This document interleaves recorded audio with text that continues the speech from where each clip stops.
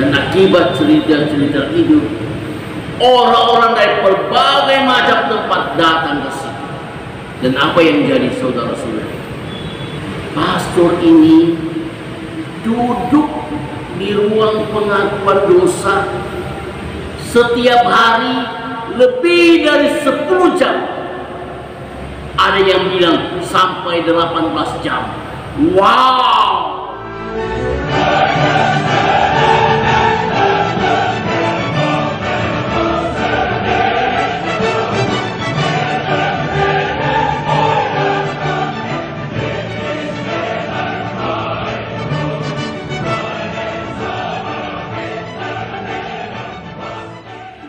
Bersamamu dan bersamamu juga. Inilah Injil suci menurut Matius. Dimuliakanlah Injil Matius pasal 15 ayat 21 sampai dengan 28. Pada suatu hari Yesus menyingkir ke daerah Tirus dan Sidon. Maka datanglah seorang wanita Kanaan dari daerah itu dan berseru, "Kasihanlah aku ya Tuhan, anak Daud.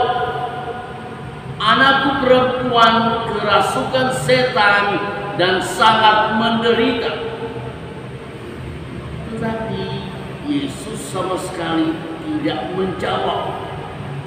Lalu para murid Yesus datang dan meminta kepadanya, "Suruhlah wanita itu pergi, sebab ia mengikuti kita sambil berteriak-teriak." Jawab Yesus, "Aku diutus hanya kepada domba-domba umat Israel yang hilang." Tetapi wanita itu mendekat dan menyembah Dia sambil berkata, "Tuhan, tolonglah aku." Yesus menjawab, "Tidak patut mengambil roti yang disediakan bagi anak-anak dan melemparkannya kepada anjing."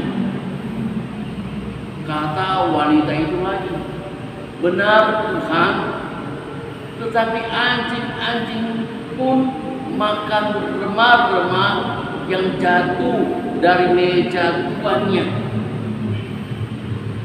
Berkatalah Yesus kepadanya, "Hai ibu, sungguh besar imanmu. Terjadilah bagimu seperti yang kau kehendaki." Dan seketika itu juga anaknya sembuh. Demikianlah Injil Tuhan. Terpujilah Kristus.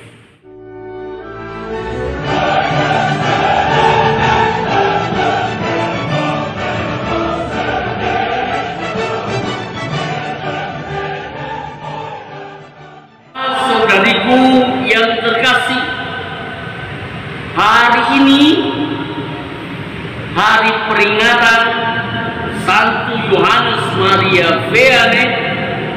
Saya beri judul renungan saya, "Besarnya Iman Berarti Hidupnya Cinta."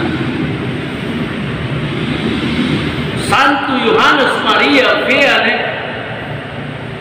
sewaktu dia dididik di seminari untuk menjadi calon imam, pribadi ini sangat lamban di dalam mencerna pengetahuan akademiknya, atau boleh dikatakan ya bodoh lah begitu. Tetapi para pembina seminari begitu kagum melihat orang ini, karena dia orang yang sungguh-sungguh rajin berdoa, rajin bermeditasi, rajin mengikuti berbagai macam kegiatan rohani. dan orangnya penuh dengan kerendahan hati, penuh kesabaran, tahan banting, dan berbagai macam hal lain yang menunjukkan kualitas hidupnya sangat luar biasa. Nah, oleh karena itu, pribadi boleh menutupi segala kekurangan akademiknya dengan sikap hidup yang diacungkan jempol itu. Dia kemudian ditahbiskan menjadi imam. Lalu karena dinilai sebagai pastor yang akademiknya parah, dia ditaruh atau dia ditugaskan di sebuah paroki yang paling terpencil bernama As atau di As. Nah, waktu beliau bertugas di paroki ini, ternyata ada banyak orang yang datang ke paroki itu dari luar-luar paroki setelah mereka mendengar sendiri dari umat wilayah paroki itu sendiri bagaimana mereka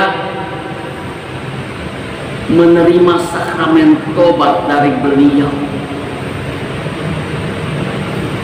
Sakramen tobat yang mereka terima begitu berkesan. Mereka merasakan sapaan cinta Tuhan yang luar biasa.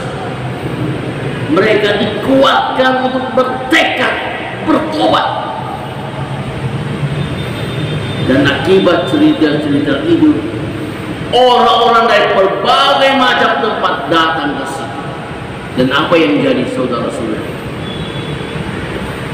Pastor ini duduk di ruang pengakuan dosa setiap hari lebih dari 10 jam. Ada yang bilang sampai 18 jam. Wow, luar biasa. Nah, semua itu pastor ini mau jalani bukan semata-mata karena tugasnya sebagai imam. Saya kira ia digerakkan oleh cinta melihat domba-domba yang hilang itu yang mau datang ke bar. Semua orang begitu terpesona dengan caranya ia melayani sakramen tobat sampai ia wafat. Di As cerita itu terus hidup dan terus paroki itu dikunjungi oleh berbagai macam umat dari paroki-paroki lain. Tadi juga dalam bacaan Injil kita mendengarkan bagaimana perempuan yang bukan orang Israel itu minta kepada Yesus, Tuhan, tolonglah anakku perempuan yang kerasukan setan dan sangat menderita. Tolong sembuhkan dia. Yesus kemudian semacam mengetes dari iman perempuan itu. Dan betapa Tuhan Yesus karena terpesona dengan iman yang dimiliki oleh perempuan ini, Yesus bilang, "Hai ibu, imanmu sungguh besar, maka sembuhlah anakmu itu." Dan seketika itu juga anaknya sembuh. Nah, ibu ini beriman kepada Tuhan, tapi Dari imannya keluarlah cintanya. Cintanya kepada anaknya yang menderita. Dan kemudian dia meminta kepada Tuhan Yesus supaya anaknya boleh disembuhkan. Saudara-saudariku yang terkasih, iman yang kokoh kuat,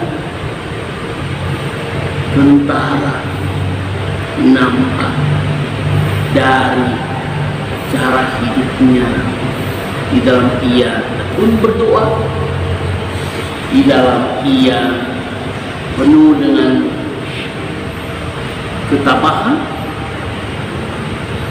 penuh dengan kepekaan. Dari sini orang melihat sungguh orang beriman. Dan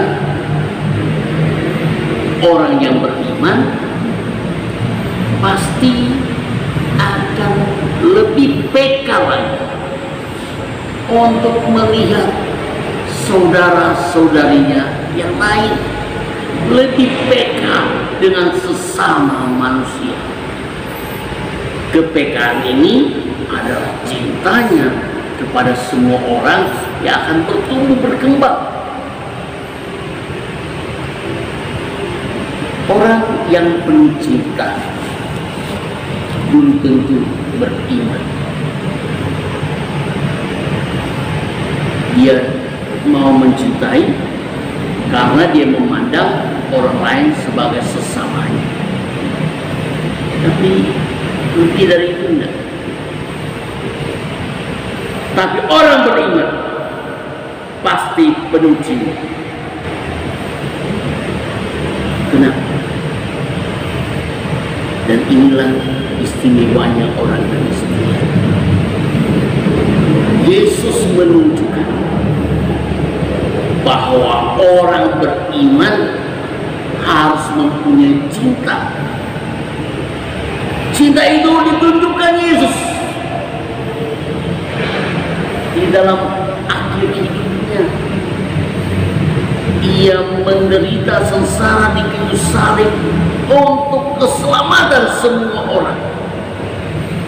Ia mau menderita dengan sengsara agar semua orang boleh mencapai kerajaan surga. Umat Kristiani yang beriman harus sampai ke titik ini, titik dalam mencintai seperti tadi satu Yohanes Maria Vianney, juga ibu yang bukan orang Israel tadi. Oleh karena iman yang mereka miliki, mereka kemudian sangat peduli dengan orang-orang di sekitar mereka. Inilah keistimewaan kita orang Kristen. Dalam beriman pasti mencintai. Mencintai adalah wujud nyata dari iman. Mari kita berdoa. Tuhan Yesus Kristus, Engkau rela menderita sengsara di atas kayu salib demi keselamatan kami semua yang datang kepadamu. Tuhan, kami bangga dengan cintamu kepada kami sekalian. Kami mohon, tumbuhkanlah sedalam-dalamnya kepekaan kami untuk mencintai dengan baik dan benar yang sesuai dengan kehendak-Mu. Sehingga sungguh iman kami berbuah nyata dalam hidup kami. Engkau kami puji kini dan sepanjang masa. Amin. Tuhan memberkati kita sekalian, Bapa dan Putra dan Roh Kudus. Amin.